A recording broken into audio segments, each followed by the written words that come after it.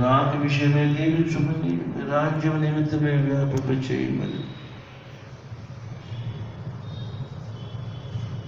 మా శరీర ప్రాణాత్మను మీ సన్నిధిని అర్పిస్తూ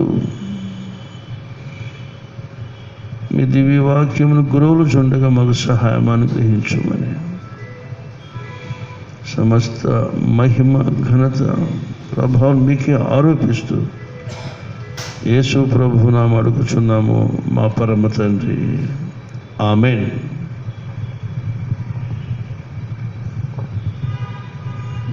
క్రీస్తుని ప్రియమైన వాళ్ళారా, మనము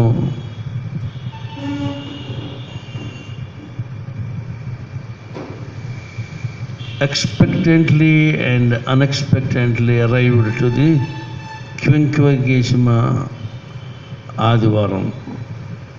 నిరీక్షిస్తున్నాము, అనుకోకుండా వచ్చేస్తుంది. ఇలాగే అనుకోకుండానే ఆయన రాకడ కూడా మన మీద జరిగిపోతుంది.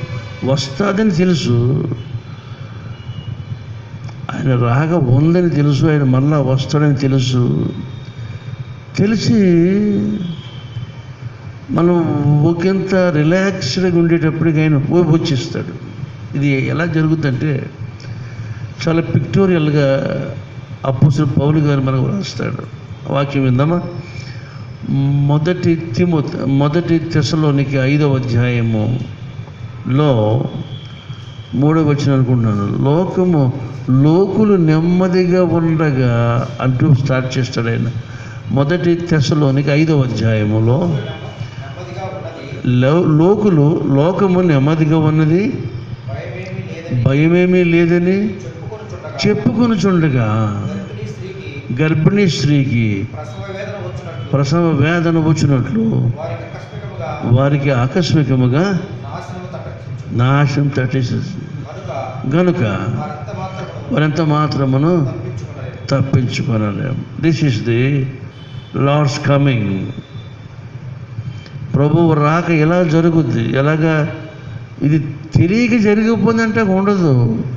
Knowing pretty well the hour we cannot ఎస్ఎస్ ఆర్ మనము ఇది ఇప్పుడు అని ఊహించడానికి వీలు ఉండదు, అలా వచ్చేస్తుంది.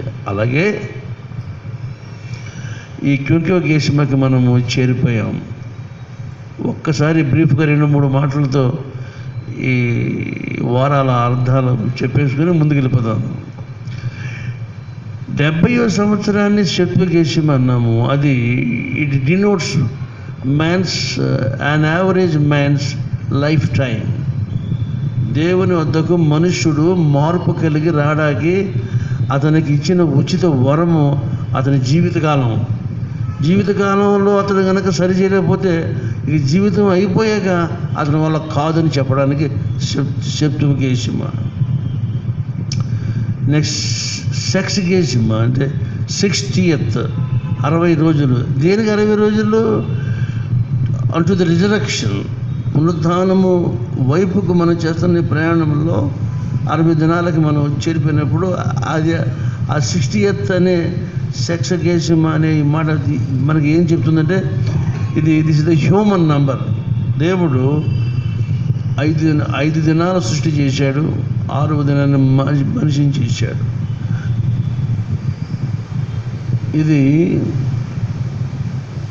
మానవ సంఖ్య. 70కి రాకముందు 60, ఈ షష్ఠి పూర్తికి మనుషుడు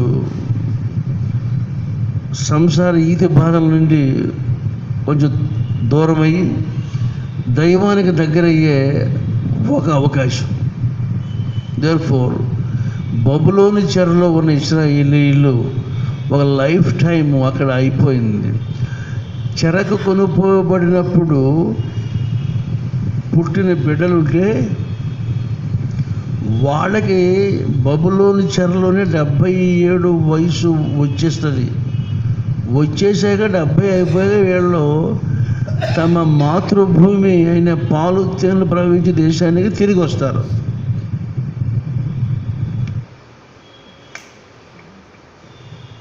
ఇట్లా తిరిగి వచ్చినప్పటికీ వాళ్ళకి 70 సంవత్సరాలు. ఈ వీళ్ళలో లేటుగా పుడతారు, అందరూ ఒకసారి పుట్టరు కదా. లేటుగా అంటే ఒక 10 ఏళ్ళు తేడాలో పుట్టినోడికి 60 ఏళ్ళు వచ్చుంటాయి. వాడికి ఇది ఒక రిమైండర్, రే we're going to our motherland. ఈ వాళ్ళకేమో భౌతికమైన చరిత్రాత్మకమైన రోజులు వాళ్ళకి, ఇది ది ఏన్షియంట్ పీపుల్. ఈవేళ ది న్యూ ఇజ్రాయిల్, నూతన ఇశ్రాయేలీలు మనబడుతున్న మనకి ఆధ్యాత్మికంగా this is the 60th day అనమాట మన ప్రయాణానికి. పోతే ఈవేళ 50 క్వింకవ గేసిమ అంటే ఇవన్నీ లాటిన్ వర్డ్స్. 50 అంటే ఏ జూబిలీ ఇయర్. 50th యూదులు జూబిలీ అని పిలుస్తారు. యాక్చువల్గా జూబిలీ అని ఇంగ్లీష్ మాటకి హీబ్రూలో యోబెల్ అని వస్తుంది. ఆ ధాతువు, ఆ మాట గురించి ఇప్పుడు మనం చెప్పుకోవటానికి సమయం లేదు. ఈ 50th అంటేప్పటికి దీనికి యేసయ్య పెట్టిన పేరేమంటే the year of the Lord's favour, ప్రభువు హితవత్సరము దీని పేరు. హితవత్సరం అంటే ఆ ఏడాదిలో మనుషుడు చేసేది ప్రతిదీ కూడా దేవునికి ఇష్టమైన పనే చేస్తాడు. అలా చేయాలని శాసించాడు దేవాతి దేవుడు. అది ది ఇయర్ ఆఫ్ రిలీజ్ అనమాట, year of the Lord's favour, the Lord's acceptable year అలాగనే మనం చెప్పుకోవచ్చు. అంటే రుణగ్రస్తులు తమకి విడుదల, దాసదాసీలకి విడుదల, కోల్పోయిన ప్రతి వస్తువు, జంతువు ఏమైతే ఉన్నావో వాటికి విడుదల. అంటే అర్థం ఏంటి? ఒక మాట చెప్పాలంటే that is the restitution or restoration. తిరిగి అతను అంతకు మునుపు ఏమైతే కోల్పోయాడో ఆ కోల్పోయినవన్నీ తిరిగి అతనికి సమకూర్చి పెట్టబడటమే 50. So this is called jubilee. కొంతమంది పెళ్ళిళ్ళు అయిన తర్వాత ఏంటి యానివర్సరీస్ చేసుకుంటూ ఉంటారు, ఇన్స్టిట్యూషన్స్కి యానివర్సరీ చేసుకుంటారు. మన చర్చి పుట్టాక నేను వచ్చిన తర్వాత ఏం చేసుకున్నాము? డెసినియల్ సెలబ్రేషన్ మనం చేసుకున్నాం. అంటే 10 సంవత్సరాలు అయిందండి. అలాగా 25 అయితే సిల్వర్ జూబిలీ, 50 అయితే గోల్డెన్ అని, 75 అయితే డైమండ్ అని, ఈ విధంగా ఇలాగ దాన్ని వాళ్ళ యొక్క స్టేటస్ పెట్టి మాట్లాడుకుంటూ ఉంటారు. మంచిది. 50వ రోజుకి చేరిపోయాం మనం అప్పుడే. దేనికి 50? Our realization of resurrection. యేసు చరిత్రలో పునరుత్థానుడైన సంగతి యొక్క సత్యము మన హృదయంలో అది రియలైజ్ అవ్వాలి. అంటే అది మనము అనుభవించినప్పుడు మన అనుభవానికి, అంటే మన ముందున్న the point of destination is called resurrection. పునరుత్థానపు ఈస్టర్ రోజుకి మనం చేస్తున్న ప్రయాణంలో ఇవన్నీ మనం రియలైజ్ అవుతూ డెస్టినేషన్కి చేరిపోవాలి. కనుక ఇప్పుడు ఈ ప్రశస్తమైన అనుభవంలో 50 తర్వాత ఇంకా వెనకెళ్తే 40 వస్తుంది. అదే మనము లెంటిన్ సీజన్ అనుకుంటున్నాం. దాని గురించి ఆవేళ విందాం, అన్నీ ఒకసారి వద్దు. ఈ జూబిలీలో విడుదల అని చెప్పాను కదా, విడుదల. మరి ప్రవక్త ఏం చెప్తున్నాడు? సడలిన చేతులు, తర్వాత సడలిన చేతులను బలపరచుడి. 35లో 3వ వచనం, తొట్టిల్లిన మోకాళ్లను దృఢపరచుడి, తత్తరిల్లిన హృదయములను హృదయాలతో చెప్పండి, ఏమని భయపడక. సో ఇప్పుడు డిస్క్రిప్షన్ అంతా పక్కన పెడుతున్నాను. చేతులు, మోకాళ్ళు, హృదయాలు, ఈ 3 కూడా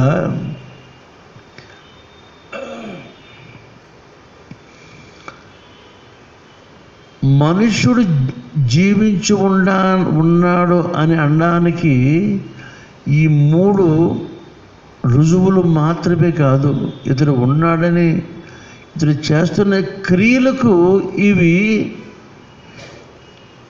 సాధనాలు. హృదయమందు ఒకడు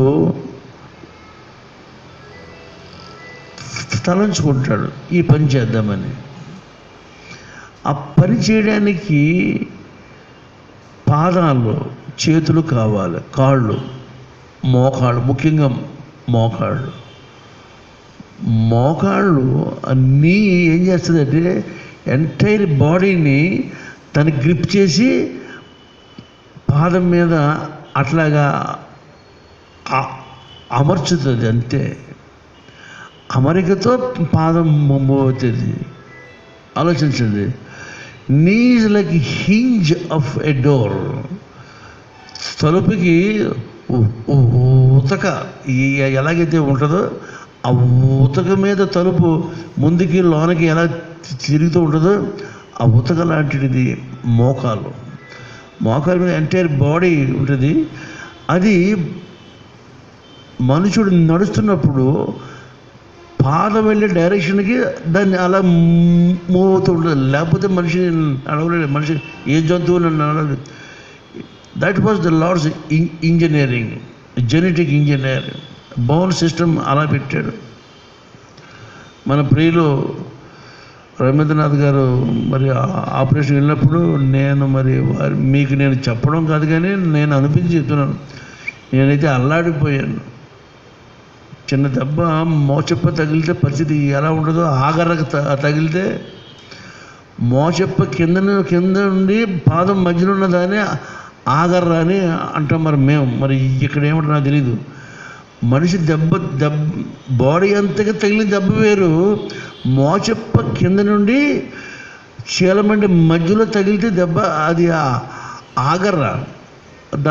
అది ఇక బాధ తట్టుకుని కాబట్టి శత్రువుని కాళ్ళ మీద పడతారు. మరి ఈ మహానుభావుడు 2 కాళ్ళు ఆపరేషన్ చేయించుకున్నాడంటే నేను నమ్మలేకపోయినా. అనుదినము ప్రార్థన, దేవా బిడ్డ అల్లాడిపోతాడో, ఇక ఏజ్ ఏమో తట్టుకుంది కాదు అని చాలా మదనపడ్డా. ఎంత మదనపడ్డా దేవుడికి తెలుసు. ఆయన అడిగితే ఆయన తన బాధ అంతా దిగమింగుకొని నిజంగా గొప్ప సాహసం ఆయన జీవితంలో. అసలు అది మరవరాని సంగతి. రైట్. కాబట్టి చేతుల్ని బలపరచాలి, మోకాళ్ళనేమో దృఢపరచాలి. హృదయాలతో ఏం చెప్పాలి? భయపడకండి, ధైర్యంగా ఉండండి. వాటి మనం ఏం చేయాలి? ధైర్యపరచాలి. ఈ 3 లేకపోతే మనుషుని యొక్క ఎండీవర్స్, ఎటువంటి ఆలోచన, ఎటువంటి పథకము, పని, ఎటువంటి ప్రాజెక్టు భూలోకంలో మనుషుడు చేయలేడు. పర్టికులర్గా చేతులు ఆయన పనిలో వాడబడ్డానికి, మోకాళ్ళు ఆయన సన్నిధిలో మోకరించి ప్రార్థించడానికి, హృదయాలు ఆయన వైపు చూడడానికి. ఈ 3 బబులోన్లో ఉన్న వాళ్ళ కొరకు ఈ ప్రవచనము యెషయా చేత వ్రాయించాడు. ఇప్పుడు ఇంకా వీళ్ళకి విడుదల రాలేదు. యూ హ్యావ్ ఎ రిలీజ్ అని ఇయర్స్ బ్యాక్ దేవుడు ఆ ప్రవచనాన్ని వాళ్ళకి చెప్పించాడు. అప్పుడేమవుతుంది? కొంచెం కిందకి రండి స్పీడ్గా. ప్రతిదండన చేయుటకై మీ దేవుడు వచ్చుచున్నాడు.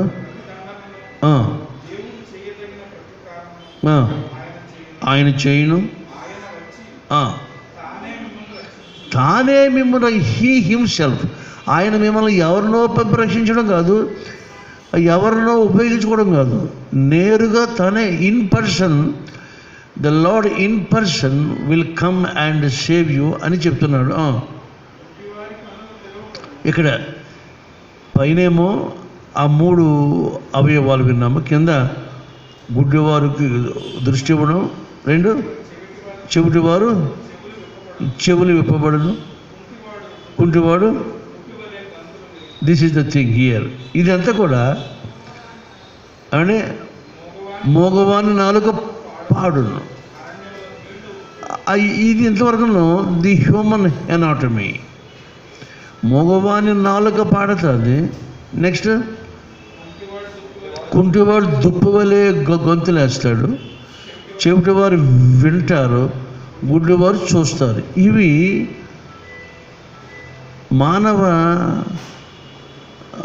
శరీర నిర్మాణము గురించిన భాగాలతో ప్రభు ఎంత శ్రద్ధ తీసుకుని చెప్పాడో ఆలోచించేయండి. ఇక ఈ తర్వాత ఉన్న భాగం ఏంటంటే సృష్టిలో ప్రభు చేయబోతున్న కార్యం ఏంటి? అక్కడ అరణ్యములో నీళ్లు ఉబుకుతాయి, అడవుల్లో కాలువలు పారుతాయి, ఎండమాములు ఏమో మడుగులు అవుతాయి, రైట్? నీళ్లు ఉబ్బుతాయి,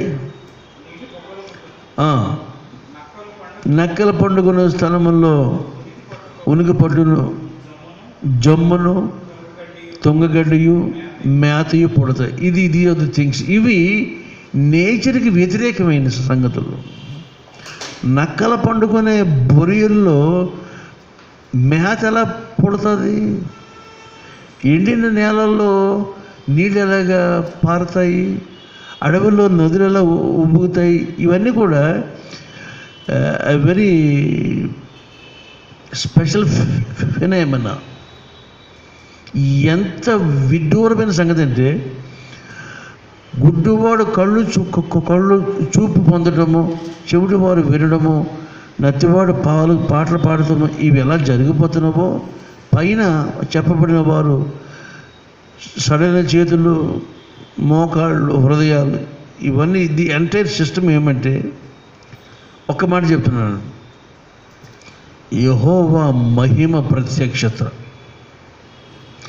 మహిమకి మరొక మాట ప్రసన్నత. ఇంగ్లీష్లో beauty. The beauty of the Lord is going to reveal these things. యెహోవా మహిమ అక్కడే ఉన్నది. 3వ వచనం పై భాగంలో, 35లో 2వ వచనం చివరి భాగం. యెహోవా మహిమ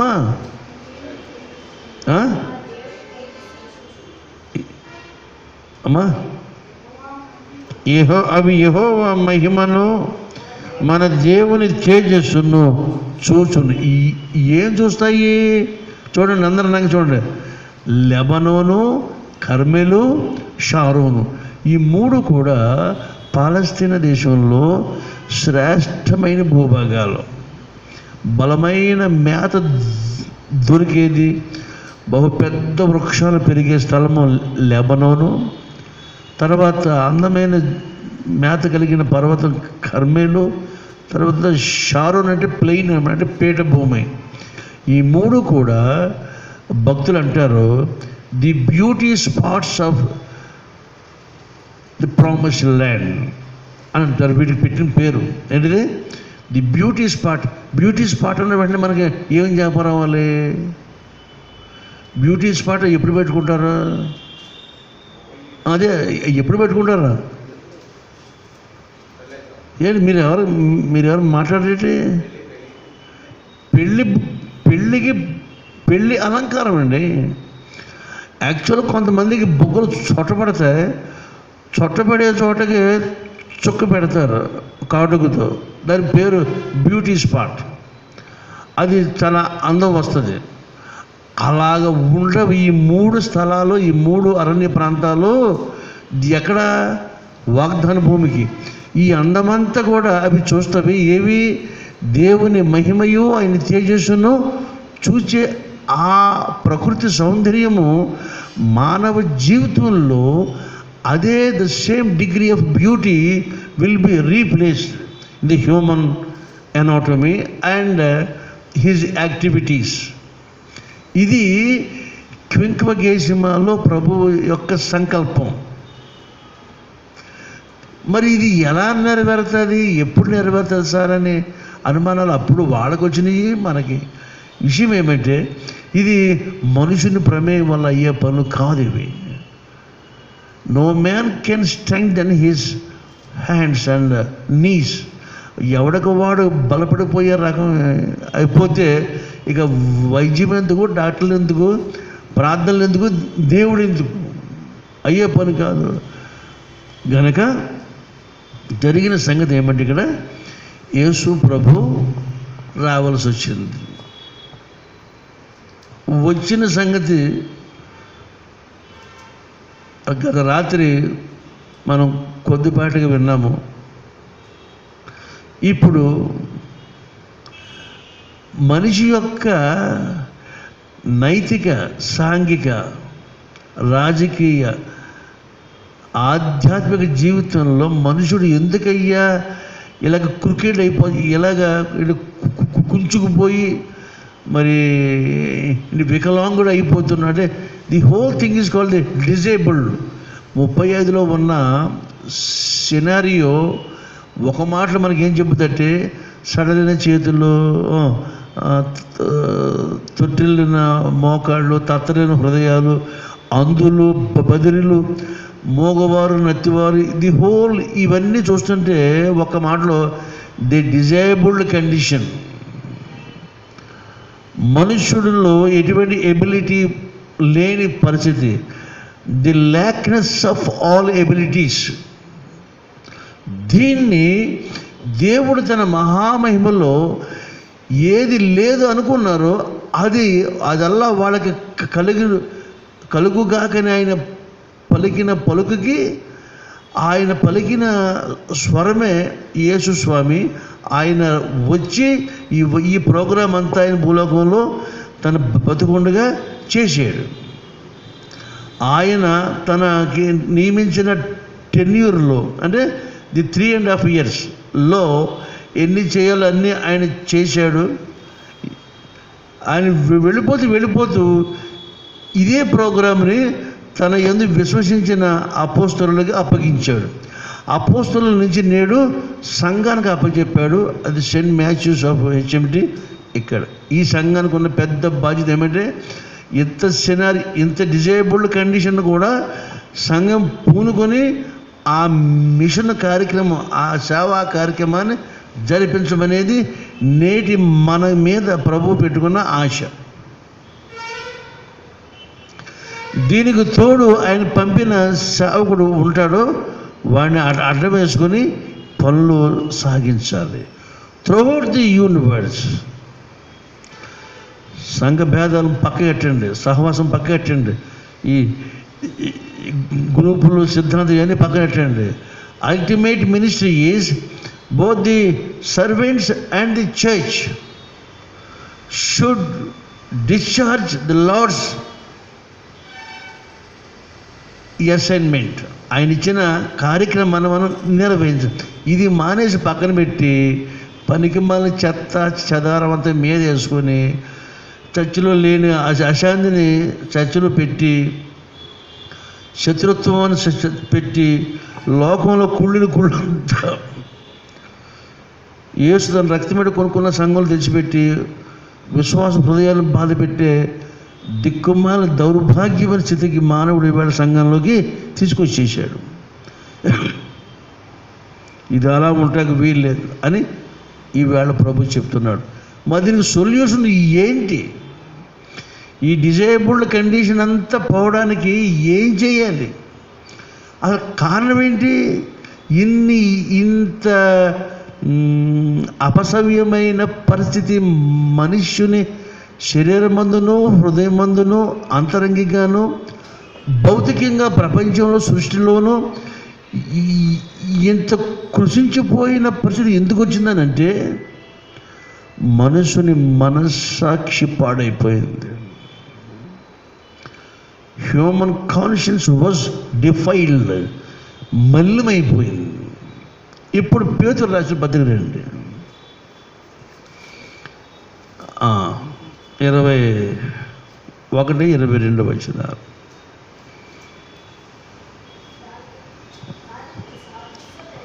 దానికి సాదృశ్యమైన బాప్తిస్మమును ఏమనగా శరీర మాలిన్యమును తీసివేయట కాదు కానీ యేసుక్రీస్తు పునరుద్ధాన మూలముగా దేవుని విషయము నిర్మలమైన మనస్సాక్షినిచ్చు. అంటే ఏంటి? నిర్మలమైన మనస్సాక్షిని ఇచ్చు ప్రత్యుత్తరం పెట్టి, ఏంటి ప్రత్యుత్తరమా? Is it a good answer? దాని అర్థం ఏంటి? ఏమంటే లోకంలో లేక సృష్టిలో దేవుడు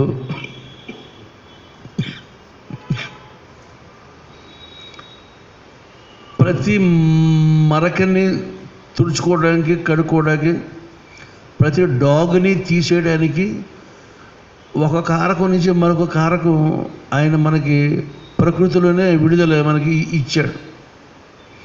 ప్రకృతిలో ఆయన మనకి కావలసిన సొల్యూషన్స్ అన్నీ ఆయన మనకి ఇచ్చాడు. ఇచ్చిన తర్వాత మనుషుల వల్ల అతడు కావలసినవన్నీ చేసుకుంటున్నాడు. చిన్న ఎగ్జాంపుల్, మా చిన్నప్పుడు నూనె దీపాలతో ఉన్న ఆ వ్యవహారం కనుక కిరసనాయిలు బుడ్డిలో పోసి ఒత్తి దీపాలు అంటించేటవాడు. నా మట్టుకి నేనే. మా అమ్మగారు వచ్చేటప్పటికి పొలం నుంచి వచ్చేటప్పటికి చేతులు కిరసనాల వాసన వచ్చేసి, ఇది ఎలా పోవాలంటే ఏం కదరా కొబ్బరి నూనె వేసుకోమని చేతులు.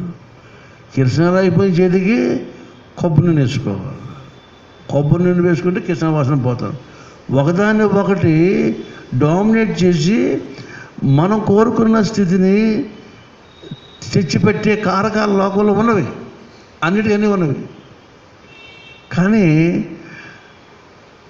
ఆదాము నుండి కూడా నేటి వరకు కాదు, మన ప్రభు వచ్చి పర్యంతము మనుష్య హృదయంలో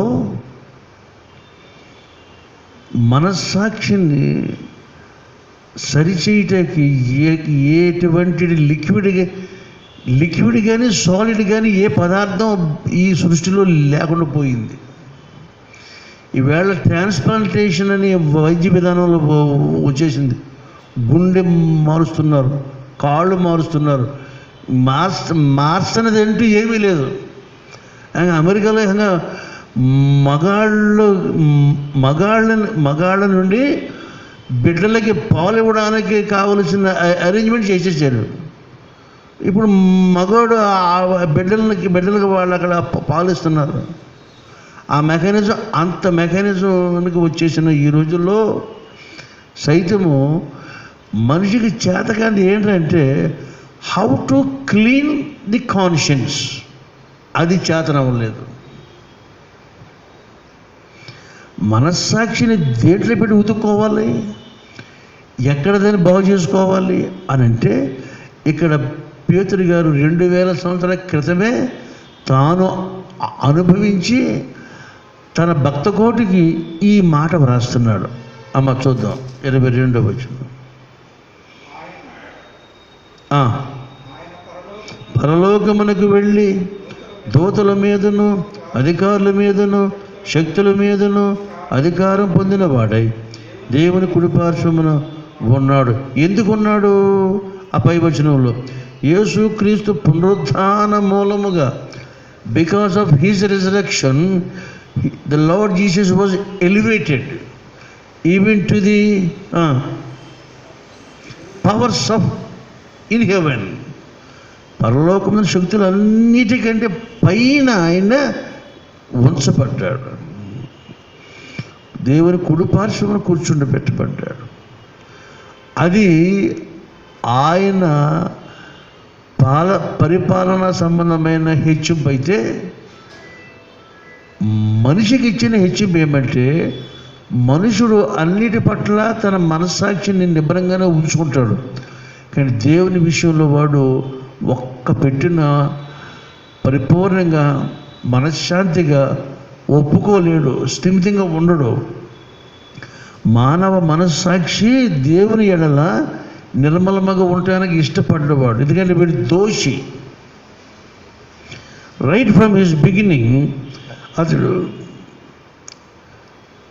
he lost his clean conscience. Crystal క్లియర్గా ఉండేది. ఎప్పుడు నిషేధ ఫలము తినక ముందు. నిషేధ ఫలం ఎప్పుడైతే తిన్నాడో Adam got the unclean conscience, మనస్సాక్షి. మనస్సాక్షి అంటే ఏమనుకుంటున్నారు? మనస్సాక్షి అంటే మనస్సాక్షి దేవ ప్రతినిధి. మనిషిలో దేవుడు తన పక్షాన్ని ఉంచుకున్న ఒక చిప్ అనమాట, ఒక స్మాల్ చిప్. మనం సెల్ ఫోన్లో వాడుతున్న చూడు, ఆ చిప్ అనమాట. అది ఆయన ఇట్ వాజ్ ఇన్బిల్ట్. ఆదాములోనే దానిని అలా నిర్మాణంలో అలా పెట్టాడు. లేదా వీడు మాట్లాడాడు కనుక వీడు ఏ కాని పని చేసినా ఇమీడియట్గా మనిషి మనస్సాక్షిలో రికార్డ్ అయిపోతుంది. రికార్డ్ అయిపోయిన తర్వాత అది డెవిల్ దగ్గర ప్రతి మనిషికి ఒక కాపీ ఉంటుంది. ఆ ఇండివిజువల్ అకౌంట్లో అక్కడ రికార్డ్ అయిపోతూ ఉంటుంది. ఈ దెయ్యాన్ని మనిషిని చూస్తున్న సర్వాధికారి అయిన దేవుని దగ్గర జీవగ్రంథం ఉన్నది. జీవగ్రంథంలో ఎప్పటికప్పుడు ఈ రికార్డ్స్ అన్నీ వెళ్ళిపోయి అక్కడ స్టోర్ అయిపోతూ ఉంటాయి. దాన్ని బట్టి జడ్జిమెంట్ విల్ టేక్ ప్లేస్. ఉట్టినే నీ ముఖం చూసి నీకు తీర్పు తీర్చేసి నువ్వు చాలా మంచిదాను, చాలా మంచోడు అన్న దేవుడు. యేసుక్రీస్తు పునరుద్ధానము వలన నీకు నిర్మలమైన మనస్సాక్షిని ఆయన నీకు ఇచ్చాడు. సో ఇప్పుడు మనస్సాక్షి నిర్మలంగా ఉన్నంతసేపు మనుషుడు తడబడి తత్తరెళ్ళటం, సడలిపోవటం, జారిపోవటం, అంధుడిగా మారిపోవటం, చెవిటోడిగా అయిపోవటం, మోగుడు ఇవేమి జరగవు. జరిగినంటే ఇవన్నీ because of the lackness of clear conscience. అది ఎలాగంటే చిన్న విషయం చెప్పి నేను వాక్యం ముగిస్తాను. ఒక ఇంటికి ఒక పెద్ద ఆయన వెళ్ళాడు. ఆయన చాలా పెద్ద మనిషి. వెళ్ళాక ఒక ప్రపంచ పటాన్ని ఇచ్చాడు. ఆ ఇంటికాడ ఉన్న చిన్న అబ్బాయికి ఇచ్చి దాన్ని అడ్డదడ్డాలకి చింపేసి అన్నాడు, అరే అబ్బాయి, ఈ పటాన్ని నువ్వు తిరిగి నేను ఎలాగిచ్చానో అలాగా ఆ పటం నువ్వు నాకు చూపిస్తే నేను నీకు మంచి ప్రైజ్ ఇస్తానని అన్నాడు. ఆ కుర్రోడు చాలా ఆశపడి పటం ఆ సార్ చించిపడేసిన మొక్కలన్నింటినీ పోగొట్టుకుని పైది కింద పైకి మొత్తం మీద రకరకాలుగా అవస్థపడి నేల మీద పెట్టుకుని ఆ చిరిగిపోయిన మొక్కల్ని అతుకుతూ వాటి ప్లేస్మెంట్ ఇస్తున్నాడు.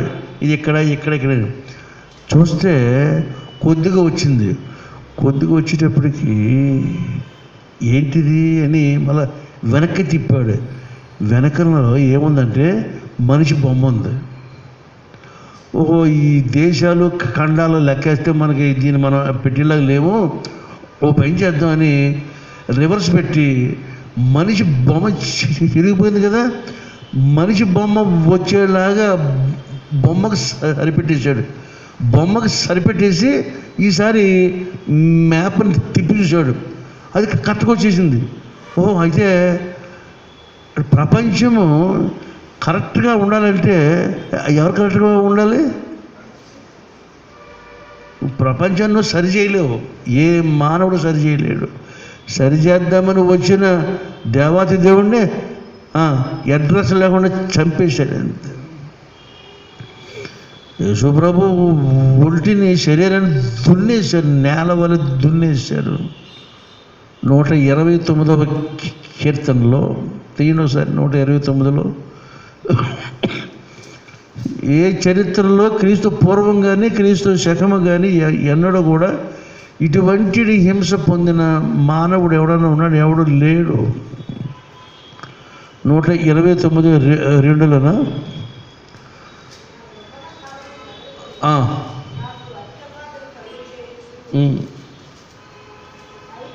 అయినను దున్నువారు నా వీపును దున్నిరి. అంటే దున్నడం అంటే ఏంటి?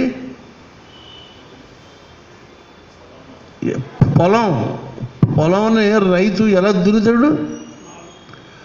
అలాగ దున్నేసాడంటే ఇక మిగిలింది ఏంటి? ఏ కండ ఏ మాంసం మొత్తం ఎక్కడ పోయిందో ఎవరికి తెలియదు. గొప్ప యాక్సిడెంట్లో కూడా చనిపోయిన ఉంటారు, బాంబు బ్లాస్ట్లో కూడా చనిపోయిన ఉంటారు. ఈ రకమైన చావు ఎక్కడ లేదు. ఎందుకంటే to create a new and clean heart. ఇలాగా దీని యొక్క సారాంశమే దావీదు తన ఆధ్యాత్మిక స్థితిలో కృంగిపోయి కృషించిపోయి వెలవెల్లాడిపోయి పెట్టిన గోలే తను పాడిన 51వ కీర్తన. మనం ఆరాధనలో పాడుకునే దేవా నా యందు శుద్ధ హృదయం కలుగు చేయము, నూతనంగా పుట్టించండి, స్థిరమైన మనసు పుట్టించండి నాయన, స్థిరమైన కాన్షియన్స్ నాకు ఇవ్వండి. అది లేకపోవడంలో man can act like beast. ఎందుకురా మనిషి ఇంత అక్రమానికి పాల్పడాడంటే హీ లాస్ హిజ్ కాన్షియన్స్ అంటే కదా, సబ్ కాన్షియస్గా వెళ్ళిపోయారు అంటారు. అర్థం ఏంటి? స్పృహలో లేడండి, ఐసీయూలో ఉన్నాడండి అంటే అర్థం ఏంటి? కాన్షియస్ పని చేయట్లేదు. పని చేయకొచ్చే ప్రాబ్లం కనుక కనీసం ఈ కింకేసిన ఆదివారం నుంచి అయినా మన చర్చి మొత్తం మన ఎవరిని మీరు ఏమని అనుకోండి, నాకు మంది మీద నమ్మకం లేదు. నాకు పెద్ద సంఘాలు 1000 మంది మీద నమ్మకం లేదు. ఎందుకంటే అక్కడ మంది మారుబేడం తప్ప కాంక్రీట్గా వర్క్ అక్కడ జరుగుతుందంటే మనకి అక్కడ ఎవరికి బాధ్యులు కాదు. Hours is a little number. ఏసై అంటాడు, చిన్న మంద భయపడదు. ఏంటే పెద్ద మంద అన్నడా? ఏసయ్య స్టార్టింగ్ పాయింట్ ఎంతమందితో ఆయన సంఘం కట్టాడు? 12 మంది. ఆ 12 ఆయన సమాధి లేటప్పటికి 120 అయింది. 120కి పేతురు గారు ఫస్ట్ ప్రసంగం చేశాడు. 3000 మంది వచ్చారు. సెకండ్ ప్రసంగం చేశాడు, 5000 మంది వచ్చారు. అంచేత ఈ విన్నవాళ్ళు బయటికి వెళ్ళి బయట వాళ్ళు తోడుకొచ్చారు.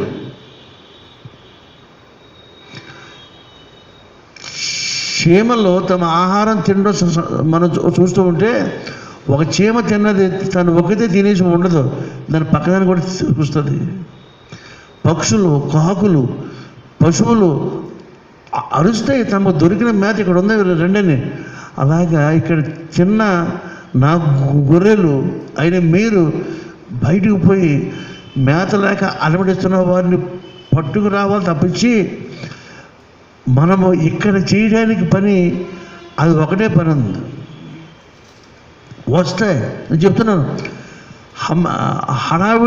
హడావిడి పనులు చేసుకుని మోసపోవద్దు. సంబరంగా ఉందా అనుకునేటప్పటికి సరుకు ఉన్నది. అందులో కుప్ప నుంచేటప్పుడు కేకలేస్తూ ఉంటారు వేసేవారు చిన్నప్పుడు. ఇప్పుడు పిల్లలకి ఈ కాలంలో కుప్పలు నోచబడి తెలియదు. తెల్లవాళ్ళు పొలవకుండా కేకలేస్తే కానీ ఈ ఎద్దులు నడిచేవి కాదు, కుప్ప నూర్చబడేది కాదు. కొంతమంది మాయగాళ్ళు ఏం చేశారంటే కేకలేసేవారు తప్ప ఈ ఎడ్లు తోలేవారు కాదు, కుప్ప నలిగేది కాదు, అప్పుడు ధాన్యం రాలేదు కాదు. అందుకు అప్పుడు వచ్చిన సామెత ఏంటంటే కేకలు బొబ్బలే కానీ గింజలు రాలేదురా అనేవారు. ఈవేళ సేవ లోకంలో హడావిడి జరుగుతుంది. హీలింగ్ మినిస్టర్ అంటున్నాడు, ఆ మినిస్టర్ అంటున్నాడు. ఒక నిర్విరామమైన కార్యక్రమాల మధ్యలో ఆత్మను రక్షించబడే వాళ్ళు ఏదైనా ఎవడో చూడలేదు. ఎంతసేపు prosperity gospel, prosperity meetings, prosperity eating చాలు, అంతే వినేష్. స్పిరిట్ మీద, మానవ హృదయం మీద టేక్ యువర్ ఓన్ కమాండ్. ఈ మీ శక్తి మీకు ఎలా వస్తుందంటే త్రూ ది రిజరెక్షన్ పవర్, పునరుద్ధాన బలమును బట్టి మనుషుడు తను తాను నూతనంగా కట్టుకోగలుగుతుడు. ఆయన పునరుద్ధానం అంటే ఏంటో మనకు తెలియడానికి now we're travelling towards the resurrection. 40 days ఉన్నవి మన ముందు. ఈ 40 దినాలు అంతం అయ్యేటప్పటికి పునరుద్ధానం యొక్క శక్తి అంటే మనలో ఇంజెక్ట్ అవ్వాలి. కాబట్టి ప్రపంచం బాగుపడాలంటే, ఖండాలు బాగుపడితే, దేశాలు బాగుపడితే, ఎక్కడో ఒక చోట ఉద్యమం వస్తే అయ్యే పని కాదు. మనుషుడు బాగుపడాలి. Reformation should start from self to society, and from society to the whole universe. కాబట్టి ఈవేళ క్యూకగేసిమేలో దేవుడు నిన్ను నన్ను అట తన సృష్టిలో, తన వాగ్దాన భూమికి బ్యూటీ స్పాట్గా మనల్ని పెట్టుకోబోతున్నాడు ఆయన. ఎంత భాగ్యం! ఇందుకు రావాలంటే మనస్సాక్షి నిర్మలమైపోవాలి. మనస్సాక్షులు 12 రకాలు ఉన్నాయి. ఆ 12 రకాలు ఇప్పుడు చెప్పడానికి అవ్వదు. నిర్మలమైన మనస్సాక్షి దేవుని విషయమై నీకు కలిగిందంటే ఇది కేవలము యేసు స్వామి యొక్క పునరుద్ధానమును బట్టి నీకు వచ్చిందని భక్తుడు అపోస్తలుడు పేతురు గారు శ్రమలకు జడిసి ప్రాణాలను కాపాడుకుంటూ పారిపోతున్న భక్తకోటికి ఈ మాట చెప్పేవారిని ఆదరిస్తున్నాడు. మనము అలా ఆదరించబడి మనము కలిగి అనేకులకు దీన్ని కలిగింప చేయడానికి యేసుక్రీస్తు యొక్క పునరుద్ధాన బలము మిమ్మల్ని అందరినీ సంపూర్ణముగా అభిషేకించి మిమ్మల్ని ఆశీర్వదించును గాక. సమస్త జ్ఞానంతో దేవుని సమాధానము యేసుక్రీస్తు వల్ల మీరు తలపులకును కావలిండును గాక. ఆమేన్. దేవా నాయందు శుద్ధ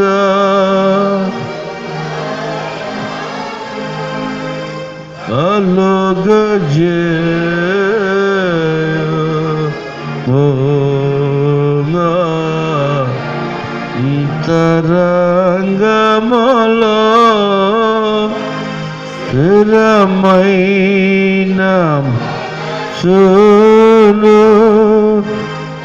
నముగా బోటి తుము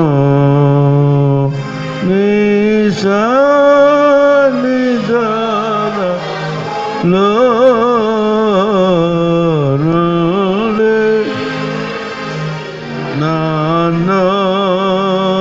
నానోసి వేయకుమో నీ పరిశుద్ధాత్మలో నాయాదన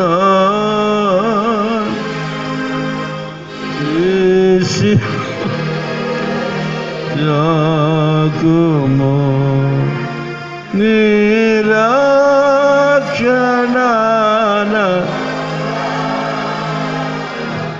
మోన కుమారల కోటి ఉచుమో సమ్మతిగల మనసు